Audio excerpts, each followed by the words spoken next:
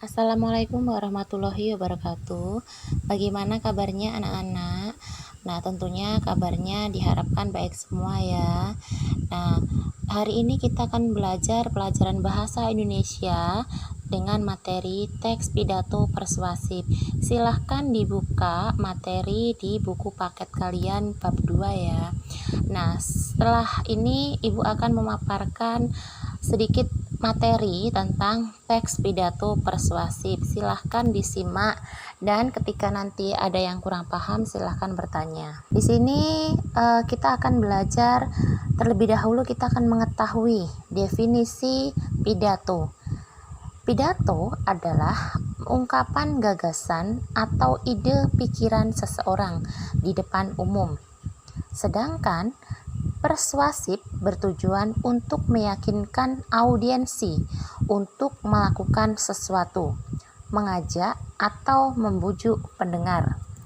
Jadi, dapat disimpulkan bahwa teks pidato persuasif adalah kegiatan berbicara di depan umum untuk memberikan informasi, gagasan, atau ide seseorang yang bertujuan untuk mempengaruhi, mengajak, membujuk pendengar terhadap apa yang disampaikan. Nah, selanjutnya kita akan melihat ciri-ciri teks pidato persuasif. Di sini sudah dipaparkan ada 6 poin. Kita akan bahas satu persatu. Yang pertama, berisi wawasan baru yang dapat menarik perhatian pendengar. Maksudnya, ketika kita akan berpidato, kita harus mengambil tema yang menarik agar audiensnya juga antusias untuk mendengarkan. Nah, selanjutnya nomor 2, menciptakan klimaks atau penutup pidato dengan uraian penting. Nah, dalam penutup pidato, sebelum kita mengakhirinya dengan salam, alangkah baiknya kita memberikan kesimpulan terlebih dahulu. Yang ketiga, memiliki tujuan yang jelas dan tepat. Jadi, kita menyampaikan sebuah pidato itu kita harus mempunyai tujuan yang jelas. Selanjutnya, di poin keempat, isi materi harus jelas dan mudah dipahami oleh pendengar. Jadi, dalam pemilihan materi, baik itu materi maupun bahasa, kita harus memberikan atau menyampaikan materinya itu dengan bahasa yang mudah dipahami oleh orang lain. Yang kelima, masalah yang disampaikan harus objektif. Di sini maksud objektif adalah apa adanya. Jadi kita menyampaikan itu sesuai dengan apa adanya. Selanjutnya, yang keenam, berisi uraian mengajak. Sesuai dengan judul pada bab 2 ini, yaitu teks pidato persuasif yang tujuannya untuk mengajak, untuk mempengaruhi orang lain. Nah, selanjutnya kita akan masuk pada tujuan pidato. Nah, di sini kita jelaskan apa sih tujuan dari kita berpidato. Yang pertama yaitu untuk menarik perhatian pendengar, mempengaruhi, serta bersifat mengajak atau membujuk pendengar agar mereka menjadi yakin dan mau mengambil tindakan, bahkan melakukan sesuatu. Jadi itu pemaparan dari tujuan pidato persuasif. Nah, selanjutnya kita akan bahas jenis-jenis teks pidato. Jenis-jenis teks pidato di sini terbagi menjadi 3. Yang pertama, pidato aksi. Jadi, pidato aksi ini artinya pidato yang berisi tindakan untuk melakukan sesuatu. Yang kedua, pidato informasi yang tujuannya hanya memberikan informasi kepada orang lain. Yang ketiga, pidato persuasif seperti yang kita bahas sekarang, yaitu tujuannya untuk mempengaruhi orang lain. Nah, itu tadi jenis pidato. Nah, sekarang kita masuk pada struktur teks pidato. Itu ada 3. Yang pertama, pembukaan. Yang kedua, isi. Dan yang ketiga, penutup. Kita akan jelaskan satu persatu terlebih dahulu. Pembukaan. Di dalam pembukaan itu ada 3 poin yang penting yang wajib harus ada pada bagian pembukaan. Yang pertama, salam pembuka. Yang kedua, ucapan syukur. Yang ketiga, sapaan. Sebagai contoh, Assalamualaikum warahmatullahi wabarakatuh. Itu merupakan salam pembuka. Ucapan syukur. marilah kita ucapkan syukur kepada Allah Subhanahu wa Ta'ala, yang mana pada kesempatan hari ini kita dapat diberi kesehatan sehingga kita dapat berkumpul dalam keadaan sehat walafiat. Yang ketiga, sapaan. Contohnya, kepada yang terhormat Ibu Kepala Sekolah dan Dewan Guru beserta anak-anak sekalian yang saya sayangi. Nah, itu contoh dari masing-masing yang ada pada bagian pembukaan. Nah, selanjutnya kita masuk pada isi atau inti materi yang akan disampaikan kepada audiens. Di dalam isi ini terdapat argumen. Argumen sendiri adalah pendapat yang biasanya di dalam argumen itu terdiri dari opini dan fakta.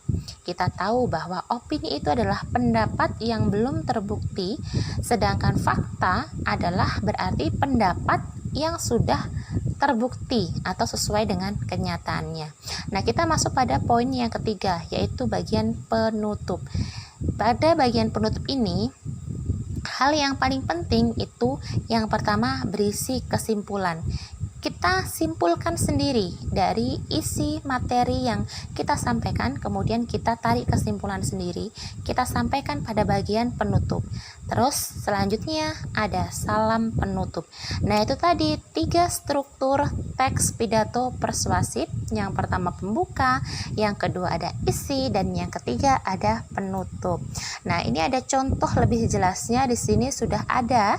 Ibu jelaskan bagian pembuka. Silahkan kalian simak, di sini sudah ada. Selanjutnya ada bagian isi, di sini juga sudah dijelaskan. Selanjutnya ada bagian penutup, ya. Di situ juga sudah jelas, di situ ada kesimpulan dan salam penutup. Nah, selanjutnya Ibu akan menyajikan sebuah video tentang seseorang siswa membacakan teks pidato persuasif. Silahkan disimak. Assalamualaikum warahmatullahi wabarakatuh. Perkenalkan, nama saya Doha. Saya dari SMP Negeri 1 Bogor. Puji dan syukur kita panjatkan kehadirat Tuhan Yang Maha Esa, Allah Subhanahu wa Ta'ala. Karena kita masih diberikan nikmat kesehatan, nikmat kesempatan untuk bisa berkumpul bersama-sama di sini. Pada kesempatan kali ini, saya akan menyampaikan pidato tentang bahasa Indonesia pemersatu bangsa. Indonesia memiliki berbagai macam suku bangsa.